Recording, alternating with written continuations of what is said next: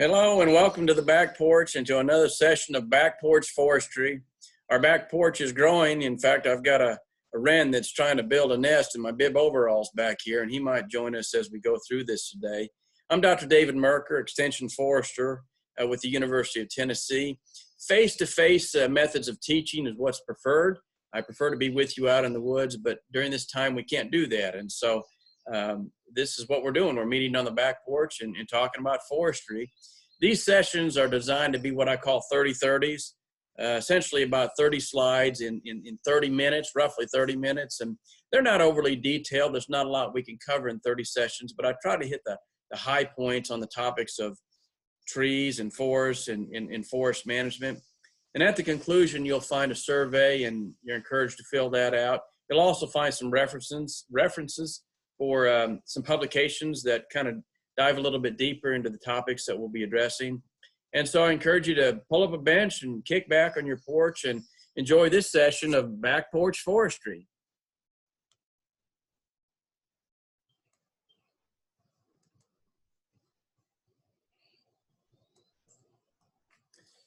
We are in the third series, a third part of a three-part series on the basic principles of silviculture.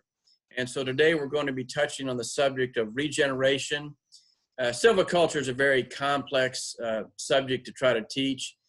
Scientists spend entire careers studying this. In college, silviculture is a 4-hour course, and it requires several prerequisites before you can take it. So it's very complex, but I'm going to touch on the highlights and hopefully present it in a way that you as a landowner or interested person can understand. So let's jump into this.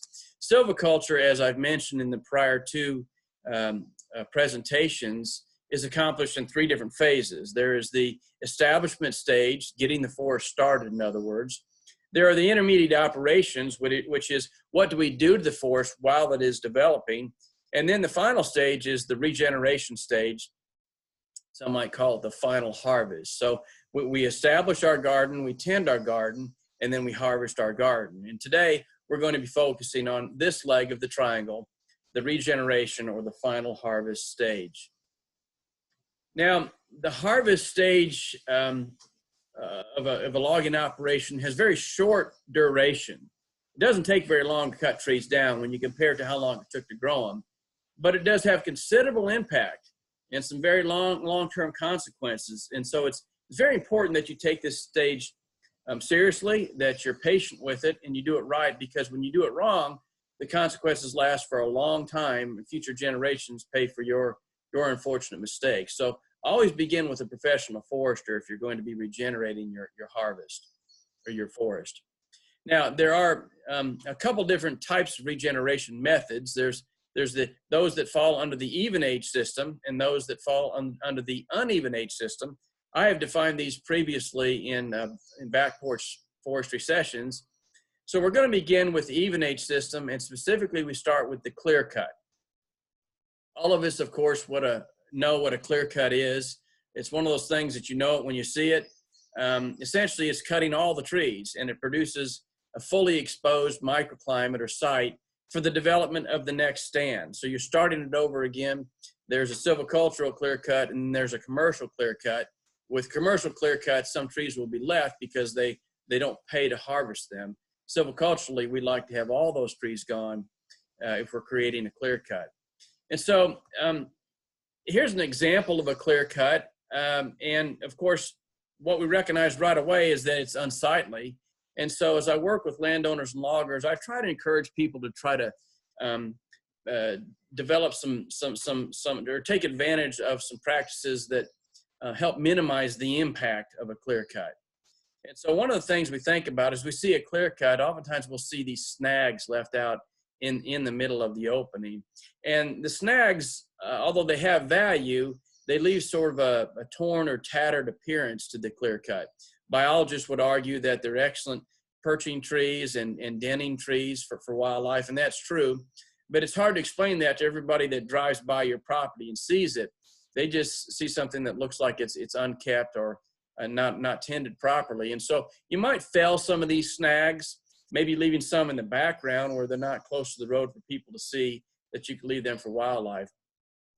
Something else is that oftentimes clear cuts follow the boundary of the property, and property boundaries quite often are linear in nature or square in nature, and that's not natural. In the natural world, things are contoured, and so one of the things you might do to minimize the visual impacts of a clear cut is to leave kind of an uneven edge along the edge of your clear cut to make it look more natural.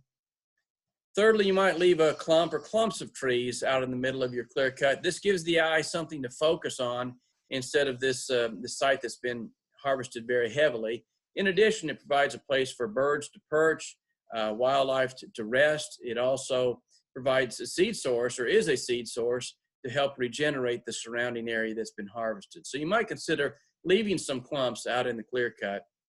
Also, dividing it into smaller units makes it more palatable to the eye.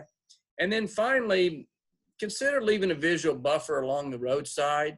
And some would argue with that, and I understand both sides. They say, well, we cut corn right up to the road, we harvest hay right up to the road, why can't we cut trees right up to the road? And you're paying taxes on that land, and you have the right to cut your trees, and you do. Certainly you do. I'm just saying, you know, you might be opening yourself up for some criticism by people that just don't understand. So these are just some suggestions. That's all they are, to help make something ugly look a little less ugly. Now, a clear-cut forest immediately begins renewal.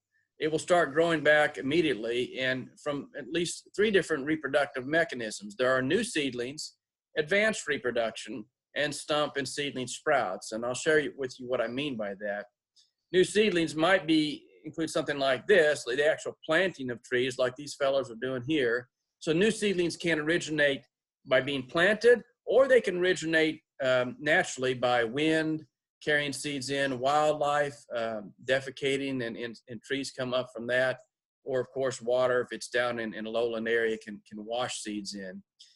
But it's gonna come back, whether we plant it back or naturally. And for the last word in that, just stop mowing your lawn and watch what will happen to it. It will come back to a forest. But of course, seedlings also originate what we call advanced reproduction. These are seedlings that are already present, or were already present prior to the time that the stand was regenerated or clear cut. And so these seedlings typically will be anywhere from a foot to 3 or 4, maybe 5 feet tall. And they just need an opportunity to grow. They need some sunlight. And so they're there. They may not always be what you want to be there, the right species, but they're there. And then, of course, the forest will come back too from stump sprouting. And so particularly smaller stumps, oak are very prolific sprouters. You can see a stump there, about a 4 foot tall sprout in the middle of this clear cut. And that tree will continue to grow, as will the forester, as this recovers from the clear cut. Now, some advantages and disadvantages then of this system. Some advantages of clear cutting is that it's economical to log. Loggers like it. All we need to know is what the property boundaries are, and cutting begins. And so the production is really good, and so they can tend to pay maybe a little bit more per unit when a stand is being clear cut. Another advantage is that the regeneration tends to favor the more acceptable species. So opening the forest up and getting adequate sunlight down to the forest floor tends to encourage the development of oak and poplar and other species. If you're going back to pine, they like full sunlight. And so it tends to favor good regeneration. It diversifies wildlife habitat. So we all like an enclosed forest, and certainly there's an array of wildlife that benefit from a closed forest. But during different stages of the year or development of the life cycle of wildlife, they'd like to have some young growth forests too, for forage and nesting and escape habitat. And then finally, a clear cut is just easy to administer. It's not that challenging. The obvious disadvantages are that it's unsightly. I've already addressed that. It can prolong the next income.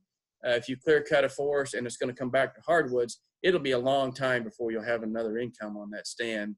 And then more than anything, perhaps, it's just a sudden change. And sudden changes are difficult for us to accept. Let's look at the seed tree approach, another even age system. So seed tree regeneration seeks to reproduce the next stand by using trees from the current stand, the best trees from the current stand, as a seed source. And so the harvests with this system are conducted in phases. It's very common, or not very common, but it's more common with pine than it is with hardwoods. There's a variation of this with hardwoods called shelterwood that I won't touch on today, but it's very similar. So with seed tree, what happens is desirable trees are identified. So you find the best parent trees out on a given area, usually about 5 or 10 per acre. And then what you're going to do is trees immediately surrounding these 5 or 10 trees are thinned out or harvested out.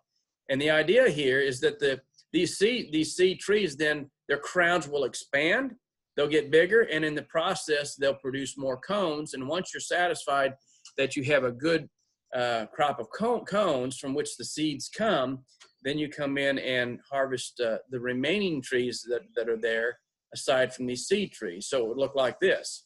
So at this point, we've had 2 harvests. One that released the crowns of our seed trees. The second, which opened the stand up and exposed a lot of bare mineral soil. And this is a great medium for which the seeds to fall and to become established on this bare soil. Pine like to regenerate on bare mineral soil. And then once you're satisfied that you've got good regeneration, you come in and finally cut off those seed trees, and there's your regeneration. And so if you kept track, that's 3 different harvests, 3 different entries to get this stand to come back in this form. So sometimes the regeneration is successful. Sometimes it's too successful. We actually get too many seedlings that have come back. Sometimes it's not successful enough. So it's unpredictable, but it is a method. Now, some advantages of this particular system, the seed tree system, is that it is an inexpensive way of regenerating the stand. We didn't have to physically go out there and plant the trees, and it does preserve some of the better genetics. The parent trees that were selected to throw the seeds were selected for a reason. They had the best form, the best height, the best grade, just the best genetics overall. Some disadvantages with this system are, as I said, there's 3 different entries to harvest this. And so that can be a very difficult thing logistically to try to work out with a logger. All these harvests occur probably over about a 5 to 6 year period too. It does propose a high risk to the seed trees because the trees that we've left, as I've said, they're the best ones and they're exposed out there to high wind particularly, and they can snap off or blow over. The regeneration is unpredictable. And additionally, another disadvantage is, as good as this regeneration might be because they came from good parent trees, there's still better genetics out there. And a lot of genetic improvement have been made, pine seedlings through the years. And so you may just prefer to bring in a crew and hand plant these genetically improved trees.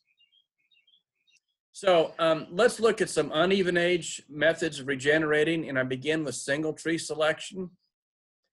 Single tree selection, in this situation, individual trees of all size classes are harvested more or less uniformly across the stand. And the purpose is to promote the growth of the remaining trees while providing some space for regeneration. Not a lot of space, because typically we're only harvesting maybe 10 to 15 trees per acre. So it never really opens the forest up a lot. And what is opened up is short-lived. It grows back up. So a point I want to make with single tree selection, through the years I've seen this misused.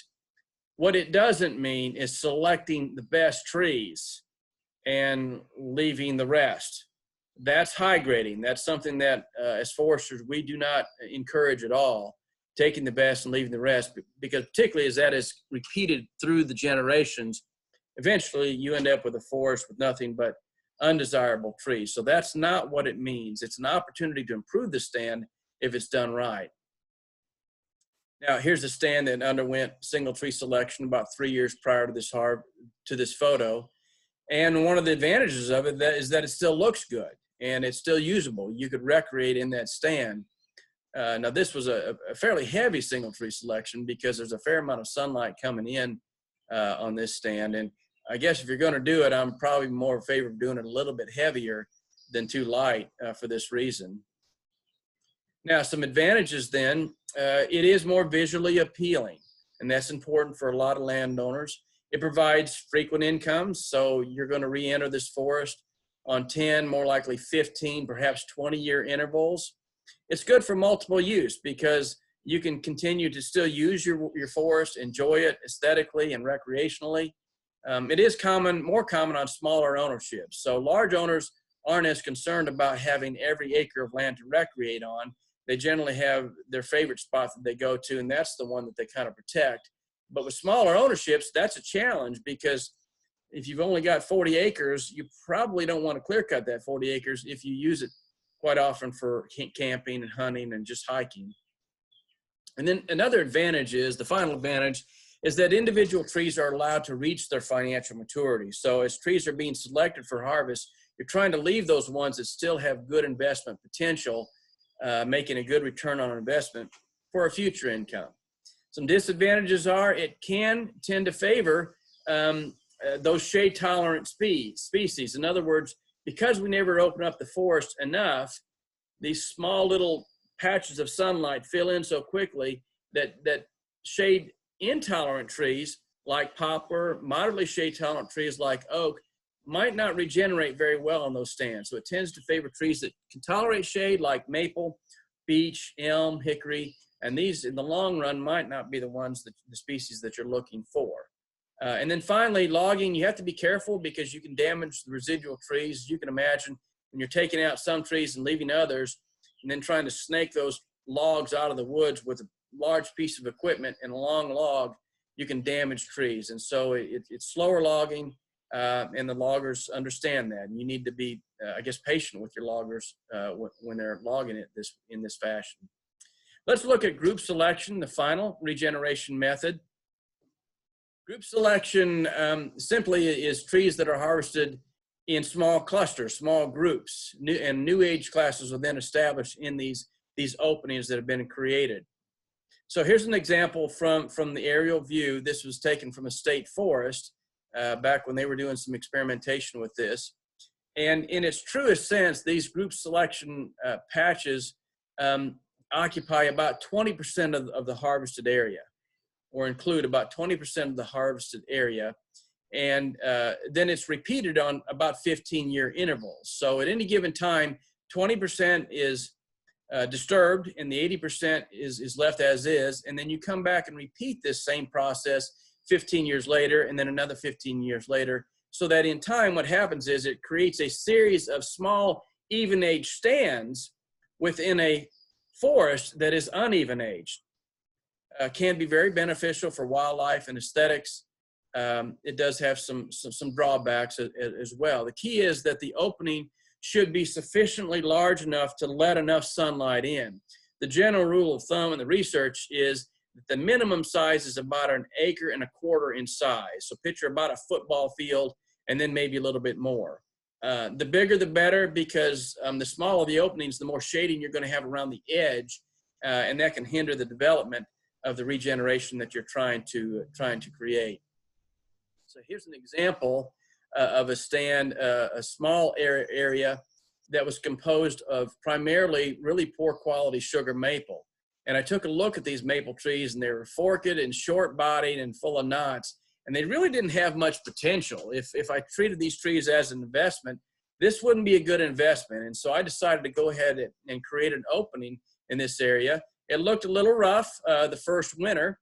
Any trees that the loggers didn't want, then I came back in and felled or killed. I wanted to complete that opening. Let's make it complete, like a miniature clear cut, and just watched and stood back and saw what would happen. And it did seed back in very rapidly. This is around year 4. It's heavy to poplar trees, which on this particular site, I'd rather have poplar than sugar maple, kind of an older field site. And so you can see the four-wheeler there. And now look at it from this perspective. Although that looks rough, it's dense with nice, fast-growing young trees. But again, if you were a deer that was trying to hide your fawn, a turkey that was trying to nest, a deer that was looking for available forage because you were trying to nurture 2 young fawns, which stand would you want to be in? The lower left is where you would want to be, because you can find plenty of forage while your fawn is hidden from predators. Great place for nesting. But even in time, this is short-lived. because as we advance this very same spot, all 4 of these pictures were taken from the exact same spot. You'll see year 8, the forest is closing in. And when that happens, the sunlight doesn't reach the forest floor, and there goes your foraging capability for wildlife, nesting, and so forth. Yeah, the trees are gaining great height, which is what we want. If you look closely, you'll see my brother-in-law in there, and he's a man that's 6'4". And so by year 8, we've got trees that are about 25 feet tall, and that's exactly what I want. Much better potential than those maple trees I started out with. Some advantages then of group selection: it's good for multiple use, hunting, hiking, recreation, wildlife. It does favor the regeneration of acceptable species. That comes down to the sunlight. Remember, regeneration is never guaranteed. You don't know exactly what's going to happen when you open a forest up. Each one is a little bit different, but it gives you a better opportunity of getting good trees back when you have adequate sunlight. I've already hinted to the benefits of wildlife habitat. And then another advantage is that it just impacts a smaller amount of area. And if that's important to you, then you might look at this procedure. Disadvantage is it can tend to compromise the development of trees along the edge of the opening. So we've got this opening, and the trees along the edge are receiving sunlight on the lower trunk, and where they weren't just prior to this. And so it can tend to increase the development of epicormic sprouts, which aren't good. And the trees can kind of sweep out into the openings and sometimes give them a deformed shape. So there's trade-offs to this. And then also it's difficult to initiate initially. So some things to think about. What you might want to do, though, is actually combine group selection with single tree selection. This is the way that I've managed a lot of land through the years, particularly smaller ownerships. So we create our openings, but what are you going to do with the other 80%? You don't want to just sit there and wait to create the openings there. So let's go ahead and do some improvement work in this area. Let's do some single tree selection or some thinning.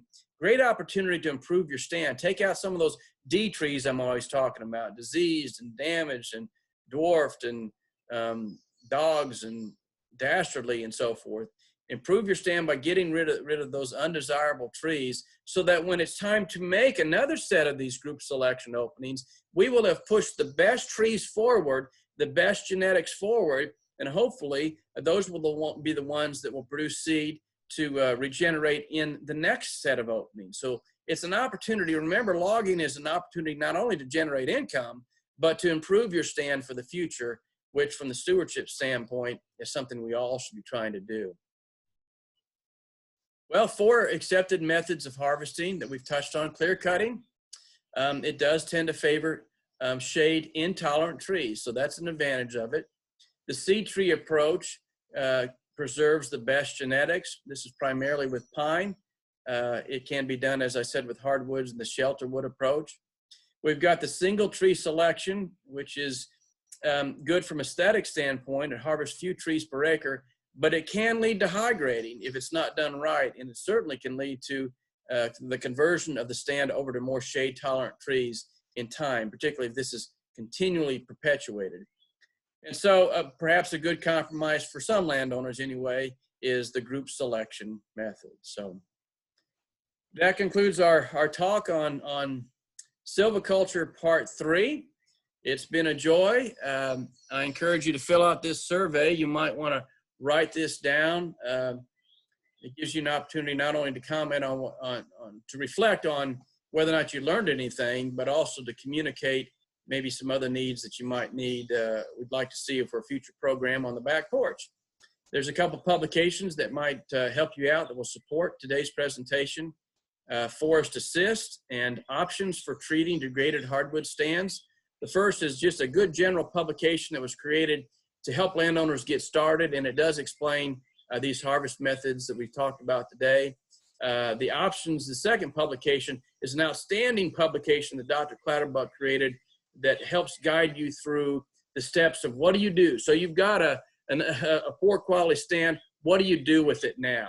And it covers some of what we've talked about today. So if you Google the title of the publication and our respective last name, you will find that online. So thank you for this opportunity again. Look forward to joining you on the back porch again soon.